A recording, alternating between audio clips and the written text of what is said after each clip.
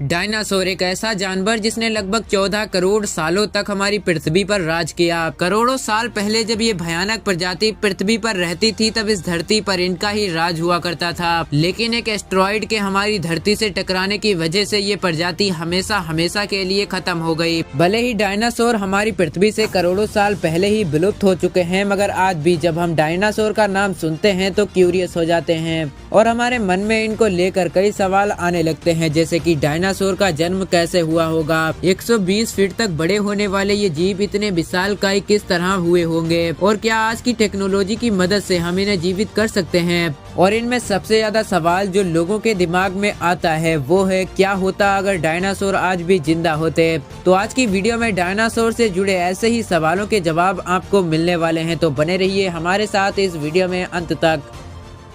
आज से लगभग 298.9 मिलियन सालों पहले पर्मियन पीरियड में लाखों जीव हमारी धरती पर मौजूद थे। इस पीरियड के दौरान स्नेपसीड्स नामक एक प्रजाति हमारी धरती पर राज करती थी। उस समय स्नेपसीड्स ही धरती के सबसे विशालकाय जीवों की प्रजाति थी। इस प्रजाति में डायमेट्रोसॉन और पेलिकोसोरस जैसे विशालकाय जीव भी आते थे। ये जीव कुछ आज के समय में मौजूद कोमोडो ड्रैगन और मॉनिटर लिजर्ड जैसे ही दिखते थे, पर आज के समय में मौजूद इन विशालकाय छिपकलियों और स्नेपसीड्स में एक अंतर जरूर होता था, और वो था स्नेपसीड्स के शरीर में मौजूद एक पतली और विशालकाय आकृति, जो कि इन्हें आज की विशालकाय लिजर्ड की प्रजातियों से अलग बनाती थी। करोड़ों साल पहले स्नेपसीड्स हमारी धरती पर राज करते थे, लेकिन आज से लगभग 252 मिलियन सालों पहले the great dying mass extinction की वजह से धरती पर पर्मियन पीरियड का अंत हो गया। ये मास एक्सटिंक्शन इतना भयानक था कि जिसकी वजह से धरती पर मौजूद 96% जानवरों का सफाया हो गया, और इस मास एक्सटिंक्शन ने पृथ्वी से जीवन को लगभग खत्म कर दिया था। मगर इस मास एक्सटिंक्शन से धरती में मौजूद 4% जानवर कैसे भी करके बच गए थे, और इन्हीं में से एक थे डायनासोरोमॉर्फ्स नाम के ये जीव। वैज्ञानिकों के अनुसार डायनासोरोमॉर्फ्स को ही डायनासोरों का पूर्वज माना जाता है। वैज्ञानिक इस प्रजाति से ही डायनासोरों का जन्म मानते हैं, मगर डायनासोरोमॉर्फ्स को आज भी ट्रू डायनासोर नहीं माना जाता, जिसकी वजह है इनका साइज, क्योंकि आकार में ये ट्रू डायनासोर से काफी छोटे होते थे, मगर कैट साइज के ये जानवर काफी तेज दौड़ने में माहिर होते थे। इसी डायनासोरोमॉर्फ्स नामक जीव ने आज से लगभग 230 मिलियन सालों पहले ट्रू डायनासोर का रूप लिया था, जो कि आगे चल के इवोल्यूशन की वजह से अलग अलग डायनासोरों की प्रजातियों में बदल गए, जिनमें अलग अलग मांसाहारी डायनासोर की प्रजातियां शामिल थीं। इन भयानक डायनासोर की प्रजातियों ने मेसोजोइक इरा के तीनों कालों में पृथ्वी पर राज किया। इस दौरान पृथ्वी पर डायनासोर की अलग अलग प्रजातियां अस्तित्व में आई थी। इन भयानक डायनासोर की प्रजातियों में बैरोसोरस और अर्जेंटिनोसोरस को सबसे विशालकाय माना जाता है। वैज्ञानिकों के अनुसार ये भयानक डायनासोर की प्रजातियां 30 से 40 मीटर तक बड़ी और 100 टन से भी ज्यादा वजनी होती थी। और आपको जानकर हैरानी होगी कि अभी तक पृथ्वी पर इतने विशालकाय जीव नहीं हुए हैं जितना कि मेसोजोइक इरा के दौरान डायनासोर होते थे। ऐसे में हमारे दिमाग में एक सवाल बार बार आता है कि मेसोजोइक इरा के दौरान पृथ्वी पर ऐसा क्या था जिसकी वजह से ये डायनासोर इतने बड़े हो जाते थे। तो इसको लेकर वैज्ञानिकों ने कई सालों तक रिसर्च की और इस पर कई तर्क दिए। शुरुआती रिसर्च के दौरान वैज्ञानिकों का मानना था कि मेसोजोइक इरा के दौरान हमारी पृथ्वी पर आज की तुलना में ऑक्सीजन ज्यादा हुआ करती थी, जिसकी वजह से डायनासोर इतने विशालकाय हो जाते थे। इसके अलावा वैज्ञानिकों का ये भी मानना था कि उस समय हमारी पृथ्वी पर मौजूद ग्रेविटेशनल फोर्स कम होगा, इसीलिए ये जीव इतने बड़े होते थे। मगर आगे चलकर वैज्ञानिकों की ये थ्योरीज गलत साबित हुई, क्योंकि हाल ही में हुई रिसर्च में वैज्ञानिकों ने 2 अलग अलग थ्योरीज बताई हैं, जिसमें एक थ्योरी के अनुसार उस समय के हार्बीवोरस डायनासोर यानी कि सोरोपोड्स जो कि पेड़ पौधे खाते थे, उनका शरीर लाखों सालों के एवोल्यूशन के बाद ऐसा बन गया था कि वो ज्यादा से ज्यादा ऑक्सीजन प्रोसेस करते थे, और ऐसे में काफी लंबे समय के एवोल्यूशन के बाद वो इतने विशालकाय हो गए होंगे। और जब वो इतने विशालकाय हो गए होंगे तो उनके शिकारी जीव भी इवोल्यूशन के चलते विशालकाय हो गए होंगे। एक अलग थ्योरी में वैज्ञानिकों के अनुसार उस समय पृथ्वी पर कार्बन डाइऑक्साइड की मात्रा बहुत ज्यादा थी। मेसोजोइक इरा के दौरान एटमॉस्फेयर में कार्बन डाइऑक्साइड की मात्रा इतनी ज्यादा थी कि पृथ्वी का टेम्परेचर 30 डिग्री सेल्सियस हुआ करता था, जिसकी वजह से पृथ्वी पर वनस्पति की कई प्रजातियां मौजूद थीं।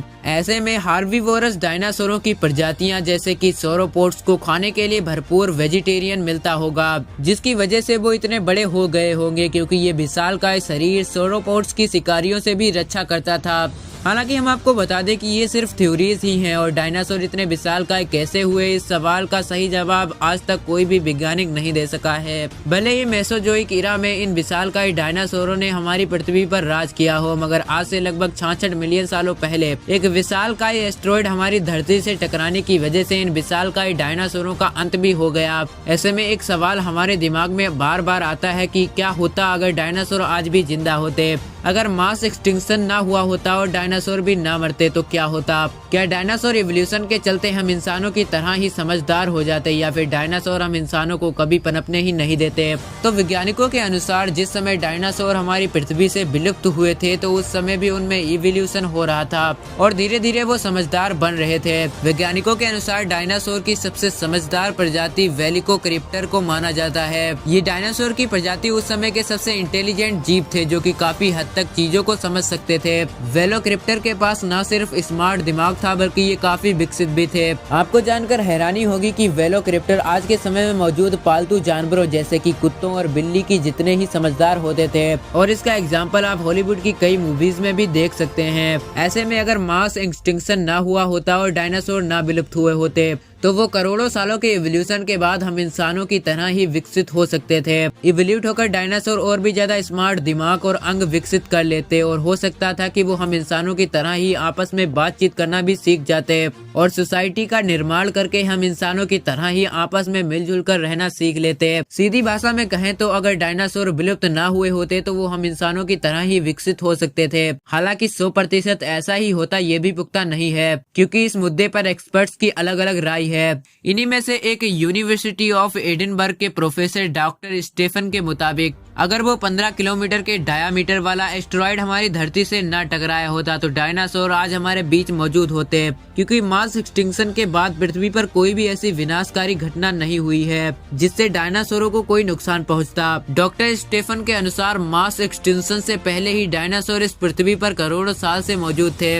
इस दौरान उन्होंने कई बार क्लाइमेट चेंज का भी सामना किया था, मगर हर बार क्लाइमेट चेंज से वो बच जाते थे और जिंदा रहने में सफल रहते थे। हालांकि इस वजह से डायनासोरों की संख्या में कमी जरूर आई थी, मगर धीरे धीरे वो स्टेबल हो जाती थी। आसान भाषा में कहें तो अगर एस्टेरॉयड हमारी धरती से न टकराया होता तो डायनासोर आज भी जीवित होते, और अगर डायनासोर आज भी जीवित होते तो हम इंसानों का क्या होता। माइकल रोबोट पेंटिनो और पॉल सेरिनो जैसे एक्सपर्ट्स की माने तो अगर डायनासोर आज भी जिंदा होते तो हम इंसानों का अस्तित्व ही नहीं होता, और अगर हमारा जन्म हो भी जाता तो हम एक सिविलाइजेशन के रूप में कभी भी विकसित नहीं हो पाते। और इसके अलावा आज की दुनिया में मौजूद बड़े बड़े जानवर भी अस्तित्व में नहीं होते। मगर कुछ वैज्ञानिक इस बात को पूरी तरह से नकारते हैं और उनके मुताबिक डायनासोरों के रहते हुए हम इंसान उतना ही विकसित होते जितना कि आज हैं, और इंसान डायनासोर को भी बाकी जानवरों की तरह काबू में कर लेते और उनसे अपने मतलब के काम करवाते, क्योंकि आज के समय में डायनासोर में काफी बदलाव आ चुके होते और वो इतने एग्रेसिव भी नहीं होते। हालांकि इस बात की सटीक जानकारी किसी को भी नहीं है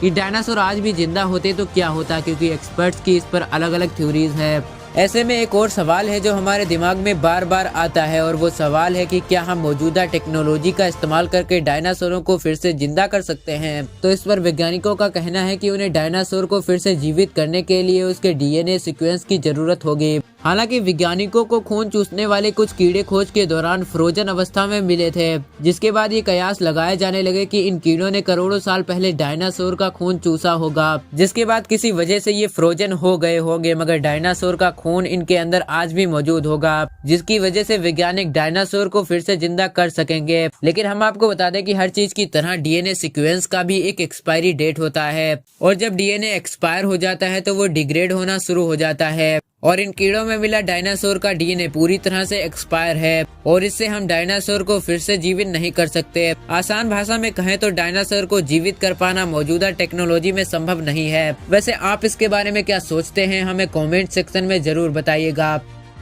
आशा है आपको आज का ये वीडियो अच्छा लगा होगा, और अगर हाँ तो इस वीडियो को लाइक, शेयर एंड चैनल को सब्सक्राइब जरूर कीजिएगा। मिलते हैं फिर किसी इंटरेस्टिंग वीडियो में। टिल देन जय हिंद।